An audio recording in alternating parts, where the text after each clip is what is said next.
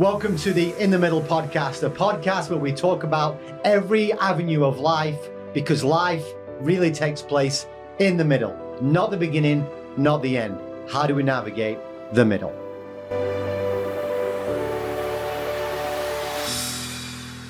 Hey everybody, welcome to In the Middle again. This is episode 7, and today is a very special day. Not that any other of our podcasts have not been special, but today... My favorite guest. I mean, your favorite guest, but I'm just excited to be a part of this podcast. If you don't know who our guest is today, Des, would you do the honors? Would you do the honors? I'm so excited. If you are listening to audio, on my right-hand side is the most impressive human in the world. Wow. Just so happens to be Miss my wife. Queen So Bee, my wife, let's go. Mel, my wife Mel, she has had to put up with me for almost 32 years of marriage. She has gifted me with 4 now adult children, as a result 3 grandchildren, but that is really just the tip of the iceberg. Well, I'm excited to dive in and just get to know Mel and life in the middle. Yes. So you don't get to speak today. I will only be prompting. Really? We know the stories. That's gonna be hard I for want to him. hear from Mel today. Okay, so Mel, background. Where did you come from? Where you live? Where were you born? And then we'll just get to how you got here, and then we'll just go there. So just start us off. Where's home for you? Our home is north of England, near Manchester. Most people have heard of Manchester. Lived there all my life in a little town, so small that, say, for example, my dad was one of 9 siblings, and we could walk to every single one of the houses within 10 minutes. Wow. So it was a small space. What's the name of this town?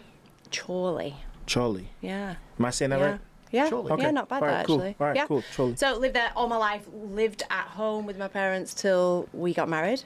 Okay. Although what he didn't say I was, like I am his wife, but I'm also his personal chef, his nutritionist, and his personal fitness coach. We're starting this off. Right? This is why this That's was my what I favorite am. episode. I was It's okay, Des, we got it. No. We got it. Thank you so much. And Go ahead. that all comes for free. That all comes He does for- not pay me for those Yeah, 3. we're gonna get into that though. Yeah. I can't wait to. I think I do pay. He thinks I don't come any This close is to gonna be free. a full-blooded argument the whole podcast. Okay, so Yeah. a little town. So yeah, little time. yeah. Stayed there till we were married.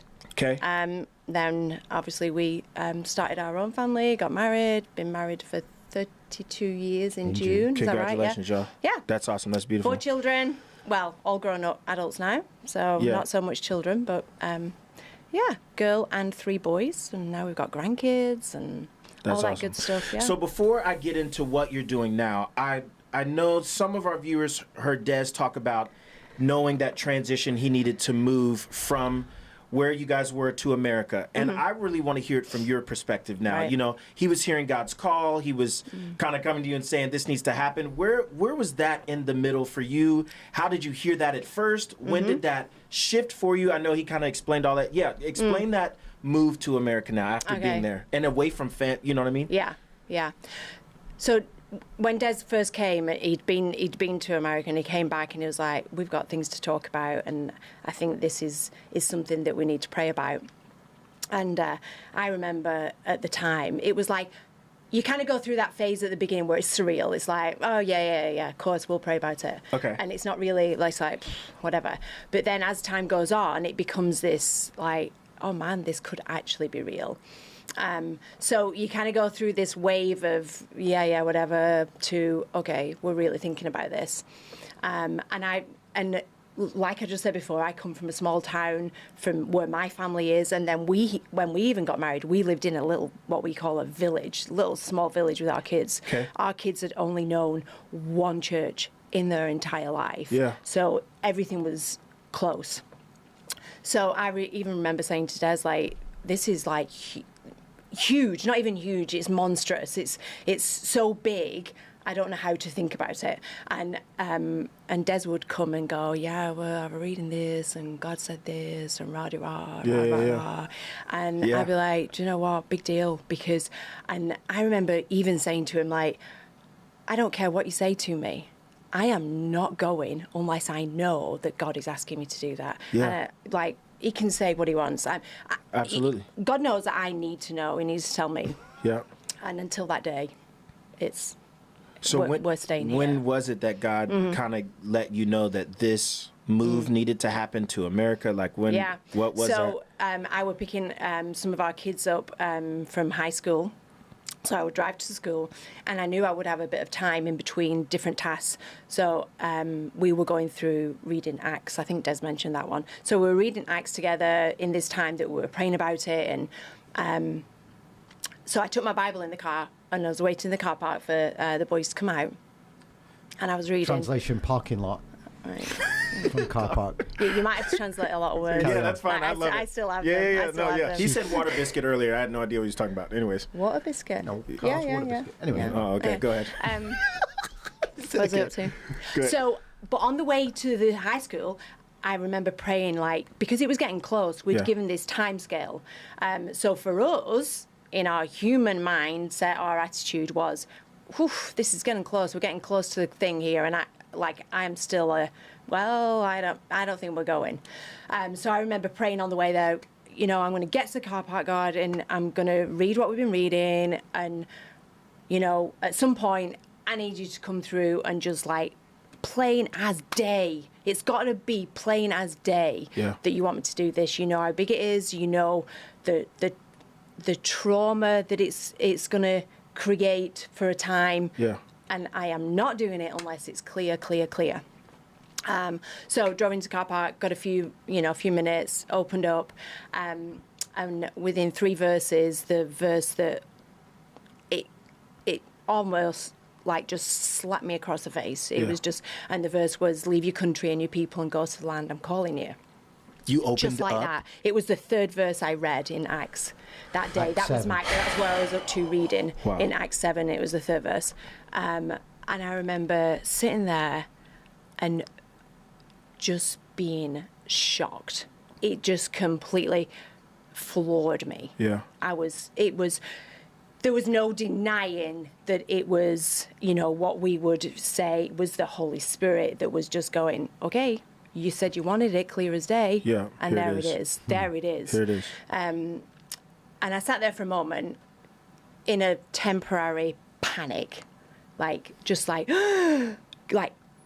caught my breath and almost felt like I couldn't exhale. It was like, oh my goodness, this is like, no way, this Yeah. can't be. But once kind of figured that out, and I just remember sending a text to Des, and with no explanation or anything, I just like, all right, well, we're going. And how old were your kids at this time?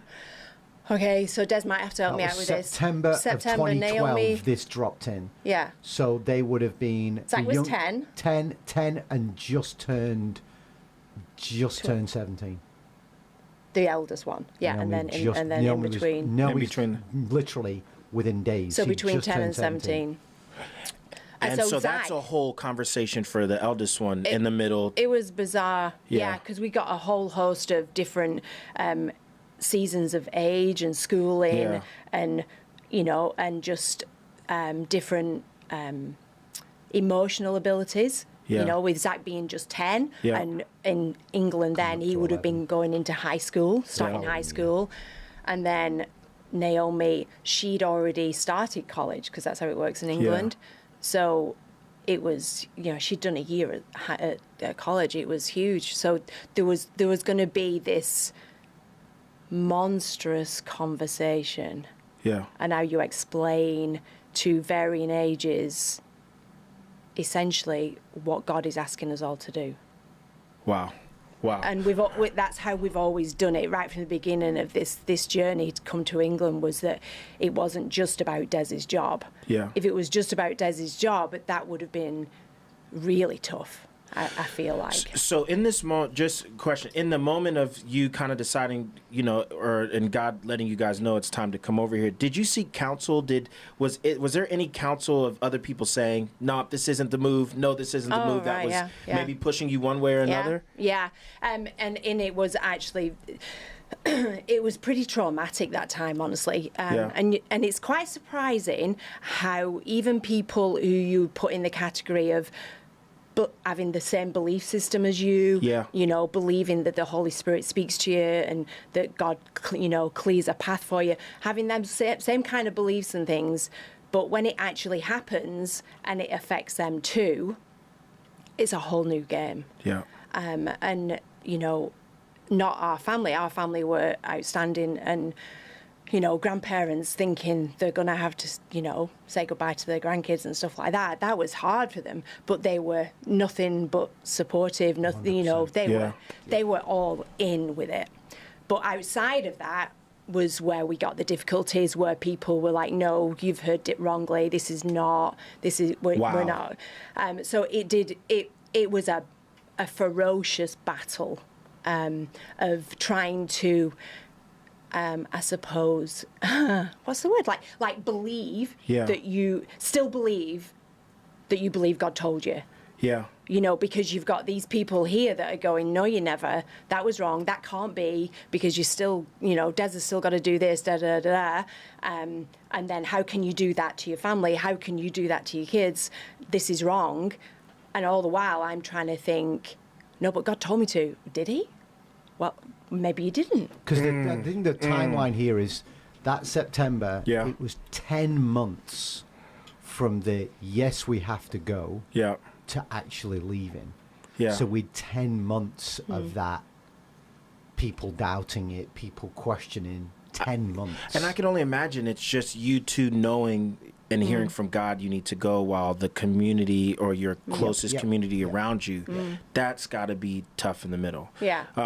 Okay, so come to America, and now what's your occupation now? What are you doing? All right.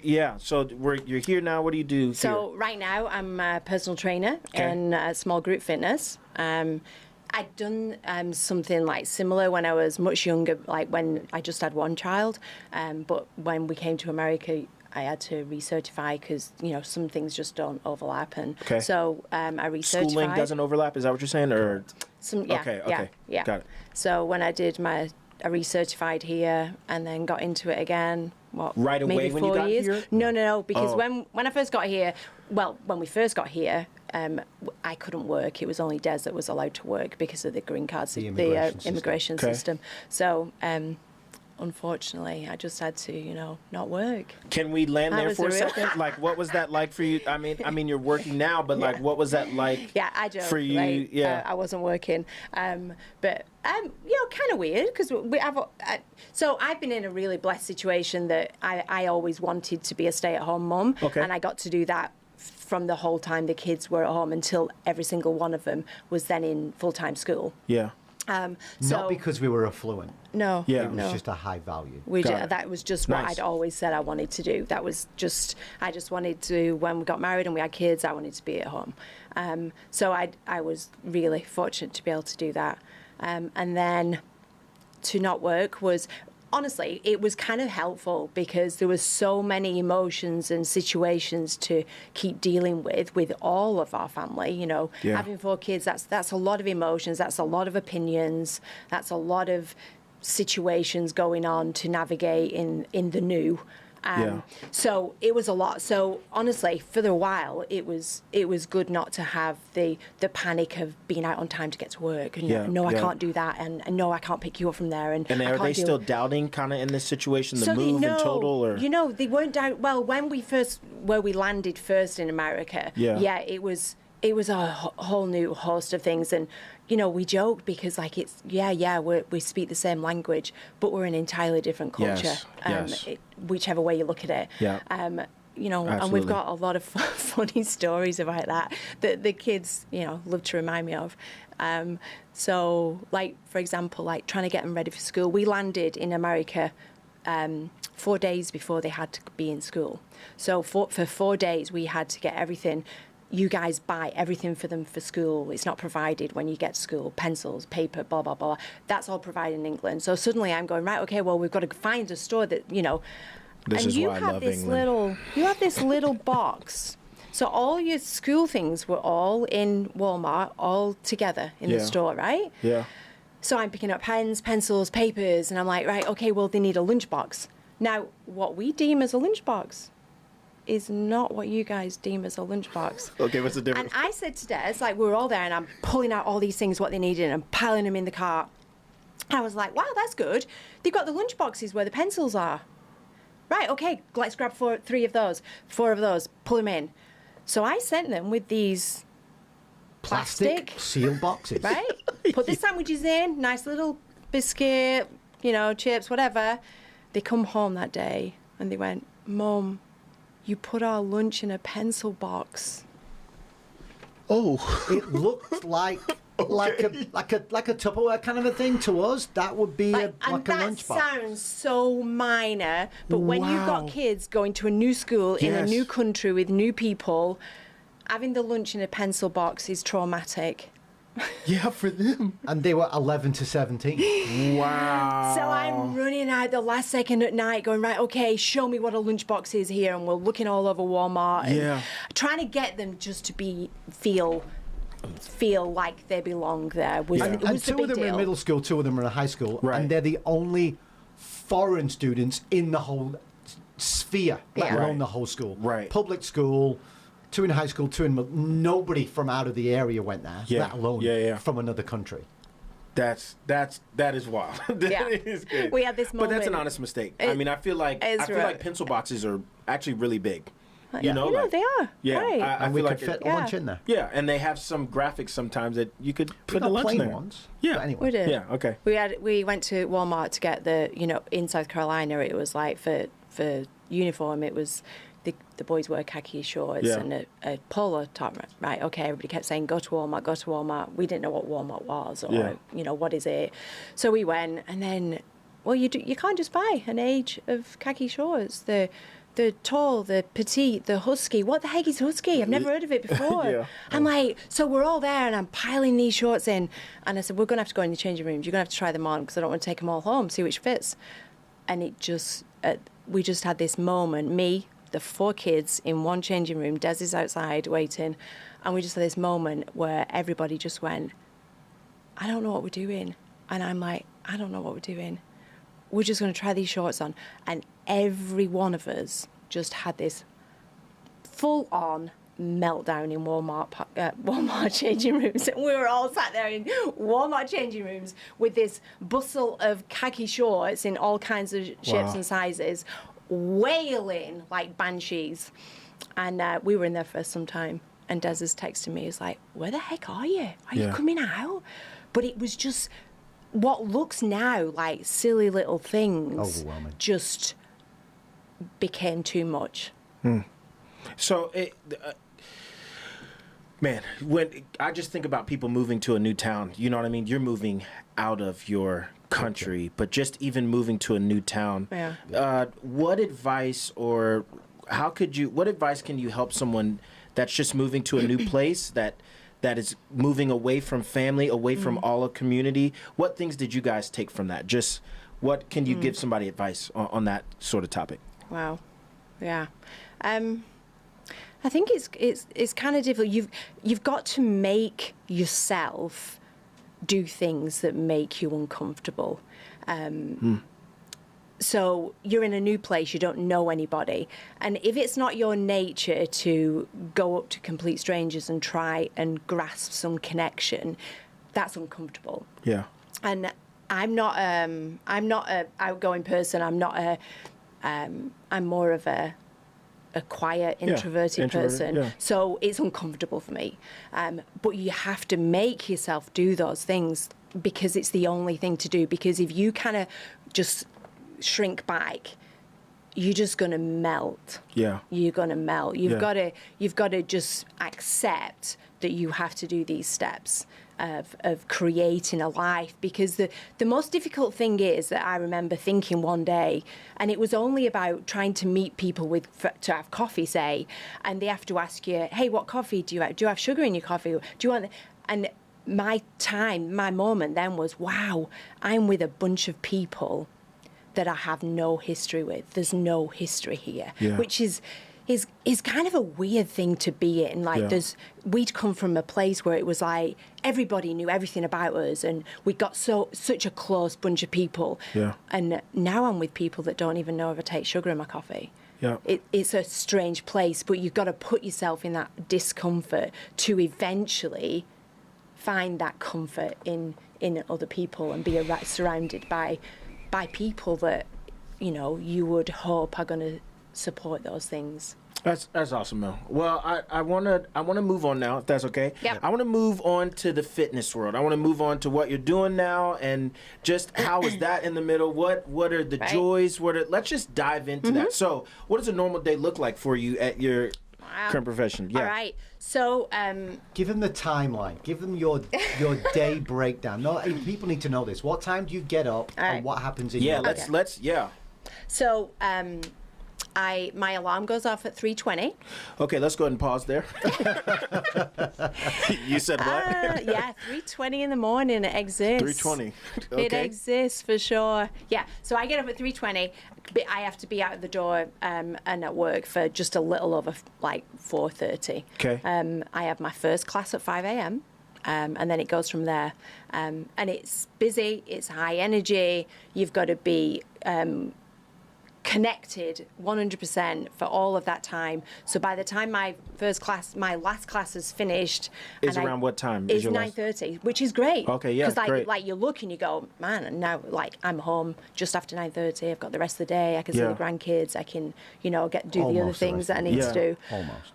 But it is exhausting because you've got to be up there for all that time, because every person that comes into that class, it's their first class. Might be your third, might be my third, right? But I've got to still be the same as I was at 5 a.m. So I want to talk about, like, you're fit. Obviously, you go to the gym, you're at the gym, that's your profession. But I know fit isn't just about going to the gym all the time. Right. Let's dive deeper into what it takes to be, I guess I would say, mentally strong to continue to get up at 3:30. Yeah. I know I'm not going to be able to do that day after day. What is it? You know what I'm saying, Mel? Or I'm sorry, Des. What am I trying to say? What? I think the reality is it's all interconnected. Yeah. Everything's spiritual. Yeah. And I think it's worth you sharing, Mel. You get up at 3:20, not because it takes you over an hour to get ready. I think it's important to talk about how your day starts. Yeah. Because that sets you up, and the fact that you do then come home from work and what you do when you come home, that affects you, and you go let's back go into later that. on. All right. Just talk about what you do in your life, because it affects you spiritually, physically, mentally, emotionally, and physically. So give that. So what I'm doing now when I get up, first of all, is something it's kind of relatively new.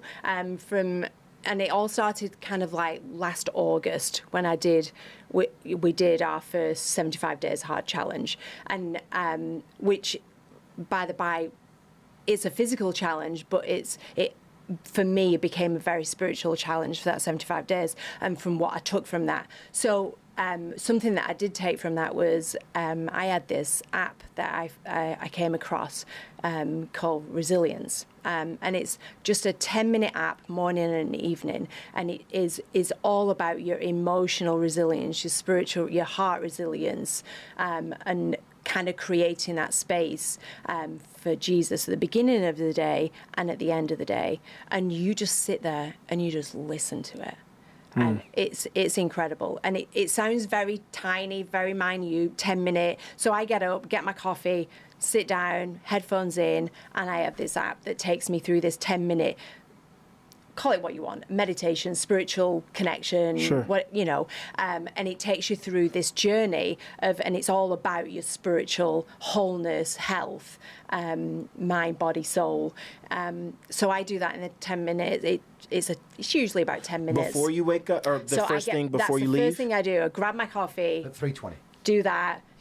That's, and by the time I finish with that and, prayed a little or, then I'm like looking at, 3:45, I'm jumping So in how the is, bathroom. before you said you just kind of started this, how has that affected kind of interweaving faith with fitness and mental? How has that helped you in your work? How have you seen, strides in that? Yeah.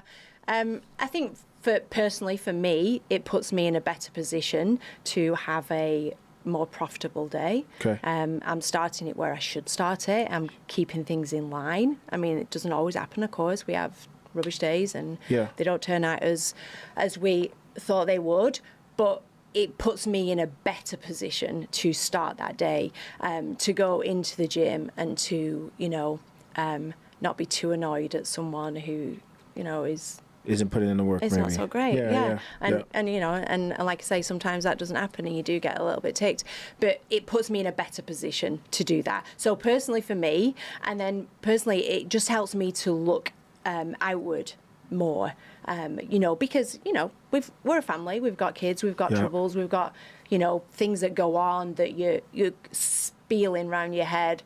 So it just helps me to kind of go, okay, wow, the start before of your I start day. this day, I've got to get rid of yesterday, and I've got to just relax my brain for a moment, and so I can get on with what I'm supposed to do here. Okay, so Des said you do some things after you're done with work. Yeah. What are those? And then I try and read. So when I get home, I have to really make myself do this. This is like a discipline that I have to make myself do, because I'm like a person that's like, right, get this done, do that, bam, bam, bam, bam. I come in from work at 9:30. It's like, put my things down right now, eat something, go get a workout done, blah, blah, blah. I've got to put the laundry in, I've got to do this. And before I know it, I'm like into the afternoon, I'm like, dang, like I didn't sit and read and didn't. Yeah. So I try my best. And most days I succeed, not every day, for sure. But I sit and I read a book, I read my Bible, I sit and just contemplate things, whatever's going on, if there's other things that are going on, to just to relax in that and accept things for what they are sometimes. Yeah. Some things are rubbish, some things don't work out good, and you got to accept that and, right, okay, what am I going to do about that? What is my place in this? Yeah. So I like to do that and then get on with my day, because once I'm getting on with my day, I'm not very good at going back. I'm like, so Get on with your day is what though? When you say you just throw it out there, just do a workout. What is that? You don't work out at the gym. no, So- I have a garage, which is great. It's great, but I'm on my own. Like I have to. So after I've done that, I like to get my workouts in. at home. Yeah. So our garage is all set up with So stuff. at work you're not working out. No. You're demoing the move, but essentially you are there to correct form of members, to support, infuse, that kind of thing, bring the energy. So it's a Coach. warm up basically. Yeah. For when all right. Although I do get like 5,000 steps in just walking around the studio. Okay. Isn't that amazing? All right. Yeah. So I get home, do my workout, as I just get on with that, get that through on my own, which, honestly, it takes a lot of discipline. It takes a lot of discipline. Yeah, you keep saying I want to hit on this discipline real quick. Yes. Yeah, go ahead. Because to me, and again, the people listening, I know you probably will disagree with me here, but the reality is, we're not young anymore. You can work out the numbers. We're not young anymore, and the reality Although is, I am younger than Yeah, him. yeah. she is Right. 16 months younger. So anyway, we're in that 50 zone. So we're in that zone, but you're working out.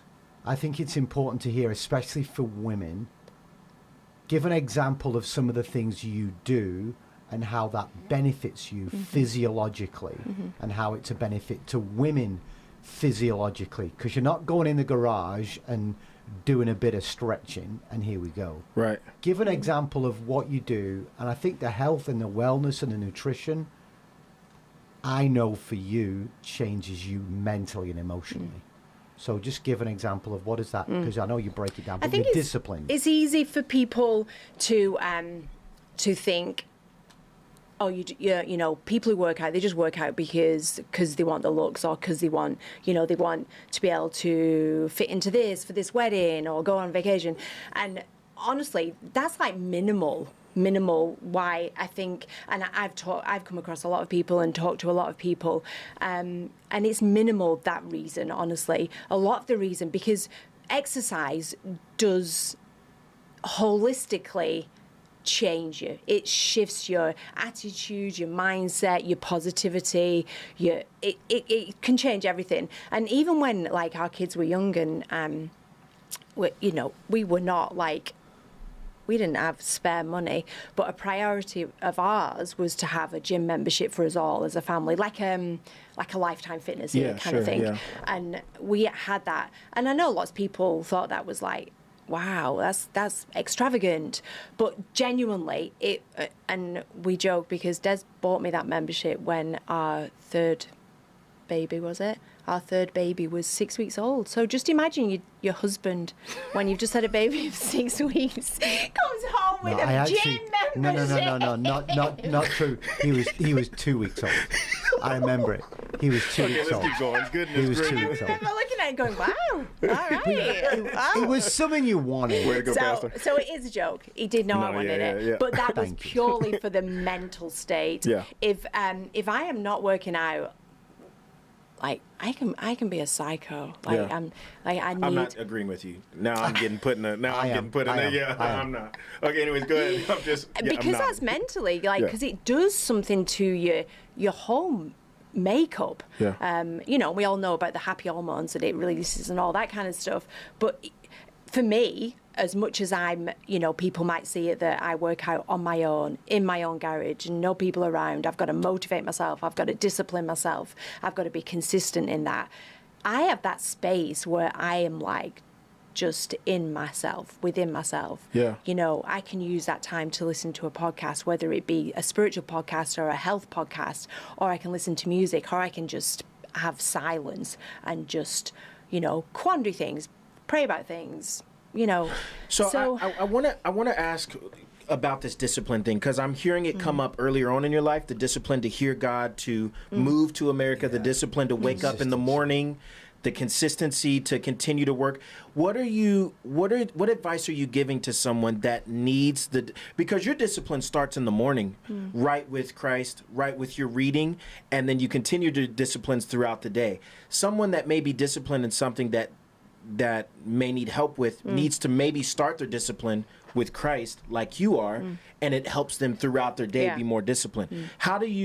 What advice do you give them? How did you get there? Obviously, we're not going to be great at it all the time. No. But how did you get to that place of this consistent discipline, and really more in your faith, Right. How did you get there? I think none of it is easy. It's always hard. It is hard. There's no point going, oh yeah, well, I just get up at 3:15, it's all cozy rosy, and I have my little time with Jesus and blah blah. No, some days it's like, it's truth. Again, that stupid alarm is going off, and and other times in our lives, and it is hard, but for consistency and discipline, you've got to look at why you want that. Why are you wanting it?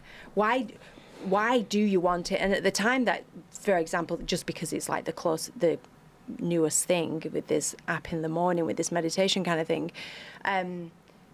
do I want enough to be closer to Jesus, or is it just something I'm saying? And that's true in any part of life, whether that's fitness or your faith or goals you might have for your family, for your kids. Why do you want that, and do you want it big enough? Because we all want these nice things, and very often we only have to put somebody put a time on that and go, well, you're gonna have to do this or spend that much time, or do this step, and they're already out. And you've got to make it and certainly it feels like a discipline. It feels like sometimes at first that you're making yourself do this. I am making myself do this. And when I got into even fitness, I'm making myself do this stupid workout. I've got to go and do it. And that still happens sometimes. I'm still sometimes man, I don't want to live. Is there stretches of tough seasons of that 3:30 alarm? Yeah, definitely. And consistently having to hear it and knowing you don't want to do it? Okay, so tough question. When do you know then, because we've talked about this on this podcast, when do you know I've got a break? I need to break right now. I can't. I've drove in the discipline, the consistency. When does your mind, when does your mind say, or when do you know for your body to go, I've got to stop now, and I need to just rest? So I think that's all about taking the time to listen to things and to feel things. Often we rush through life, and and even with disciplines and consistency, we can rush through those, and they can actually not be doing that much good if we're not listening to them, if we're not feeling them. Yeah. And then that's when, so then you don't realise, and then before you know it, everything's dramatized, everything's a trauma, and discipline's gone out the window. And so I think you have to know that before that happens, and I think you have to learn over time and consistency when that time is coming. Yeah. And like I say, we did like 75 days hard back in August, and it like really quickly became clear to me that was becoming more of a spiritual 10.5 weeks discipline and my own personal relationship with Jesus more than the physical. The physical kind of was like, yeah, it's okay, I can get these workouts in. Speak for yourself on the physical. Yeah, the physical, you were already kind of there consistently. You were already disciplined consistently. You already work out like an athlete. So that for you maybe wasn't as challenging. I'm just telling you, for me, to work out today, 75 days, that was torture. So where I go? Okay, go ahead. It's not that bad. It's not And that for bad. our viewers right now, we're doing it again. Okay, go ahead. So before we started, remember what the payoff is? Vacation. Here we go. Yeah, there you Here we go. To be like being totally honest, that in summer, like before we came to the 75 hard, when we got to it, and I think it was like after about a week, and I was saying to Des, man, something's going on, and this is what's happening with me, and I'm at this point, and I don't know what to do. I don't know where this is leading me. And I remember saying to Des, in summer, I kind of had this, and I don't know how, and even then I didn't know how to explain it. It was like this kind of disorientated feeling. You used the Lost. phrase, you felt lost. I felt, and it was almost like everything around me was familiar. I still had my beliefs. I still wanted to follow Jesus. I was still praying. I was still going to church. But it was like, where am I? Here's What the truth is of my... it, to remind, our house had gone from full to empty real quick. Okay. Real quick at that time. Yeah. Within a year, our daughter was already married and out, but within 12 months, 3 boys were home to 0. Wow. So part of that, I feel like I'd missed that moment of life is on a huge shift. So, talking about the discipline and knowing where these times are coming, where you're just going to have to go, hold on a second, give me a second. Which is pretty hard to do in the Wadsworth family, I've got to say. Like, it's hardcore. Yeah. Yeah. I work out just to survive the Wadsworth family. You do know that, don't you? Okay. Yeah, they're hardcore. They're really hardcore. Okay. So anyway, I got to this point and I was like, what is going on with me? And I don't know what's going on. And I don't know what to do. And I went out on this walk one Sunday morning, and I was listening to this podcast, and I was meant to turn left to take me back home. I'd done about 3.5 miles, taking me back, and got really into this podcast. Was completely not aware of where I was. Carried on walking past where I would be turning left. And I looked up and I was like, whoa, wait a minute, where am I? And I stood there, and literally it was just down the road. Like, I'd seen this road before, like, I knew where I was, right. But I was stood there and I was spinning around and like, for a few seconds, it's like, where the heck am I? What, like, I'm supposed to have turned left. And it took me a few minutes to go, right, okay, I missed the turning. And at that moment, I really felt the sense of God saying, this is where you're at, and we need to like pull this and deal with this. And it was a real like shocker, like, that is what it feels like. Yeah. I feel like everything is still familiar around me, but I don't know what I'm doing.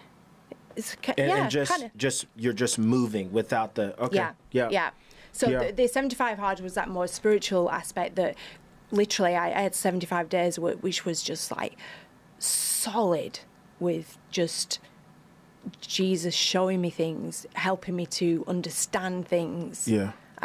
So that's why it was more 75 days hard for And this was the Spiritual Way. second time? Or No, this was the first time last year. We're in our second one now. Okay. And so from that, I gained some more discipline, some more consistency from that, and during that, I've been able to keep a hold of. I think the biggest thing I want our viewers to hear is the why. You know, like it's good to be consistent. It's good to be disciplined, but what Mel is saying is the why. We've talked about that a lot on this podcast of you know, pruning seasons, of any type of season that we've been going through, but why are we trying to continue our short sprints? And just because people are there, give us 5 minutes on just the sheer practical. You've given the disciplines of the spiritual, the listening to God, the praying, you're consistently reading, you're always going through different books. All of that is there. Give some real practical health and wellness as a professional personal trainer on maybe exercise and nutrition. And I just say for anybody, but obviously you're a woman, because not just give the benefits, but what does that look like? What would you advise somebody who just knows, number one, you're never too old, but just whatever's on the tip of your tongue right now to help people? So, I think where often people go wrong, and especially women, is like they try and do everything all at once. So, you know, right, okay, I want to get on a good eating plan, I want to work out, and I want to have lost so much weight, blah, blah, blah. And they put all this in, and then they slam it out for 2 weeks, and then they go, oh, too much, I'm not doing it. Yeah. And everything's out. So it's all in, and then it's quickly all out.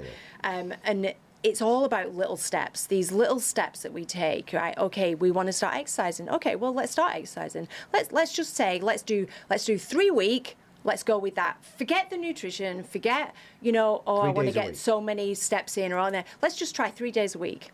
Let's do 40 minutes, 3 days a week. Let's start with that. It's all about little steps, and then we add steps to that. Yeah. The key is not to start with 10 bazillion steps and then wonder why you've not hit one. You know, start with one, and then you add to it. You make that one comfortable. You make that, right, okay, I've got this one now. I'm on a roll with that one. In no particular order. It can start nutrition, and then, so it doesn't need to be one or the other. If you're all about, you know, wanting to eat healthier, you know, it might be for a health reason that you've found. You know, so I'm going to start with that first. Okay, let's start with that. It doesn't really matter. As long as you don't, like, and especially women, I think they can be too harsh on themselves. They can be too dramatic about things, so they do it all in one blast, and then they fail, or they see it as a fail because then they stop doing it. And you do need your why. You need that goal, that why. But for me, I think the key thing about it is, because everybody gets obsessed with that goal, right? Okay, 6 months' time, this is where I want to be. This is because of this reason. And that's good to have, but we get obsessed with it. And I think the key is to be more obsessed with your journey. To be more obsessed with the journey, because that's where, if you get obsessed with it and you enjoy it, then you're going to reach your goal. You're going to reach your goal. They used to say, enjoy the grind. Because what do you do when you get to your goal? Yeah. Like, okay, I've reached it now. What do I do now? Yeah. But if you've enjoyed and you've got a healthy obsession with the journey of whatever that is, then you're more inclined to succeed. Yeah, enjoy the grind is what they, you know, that's what we hear back. This has been fantastic. I have learned so much yet again, and it's a favorite episode of mine. This has been fun to have. It's been fun to have. All right, here is the famous question of each episode. Top 3 movies. We know Dez's number 1 movie is Gladiator, and mine is Purple Rain. We are to Mel. You've seen Purple Rain? No, I have not. Oh gosh. Okay.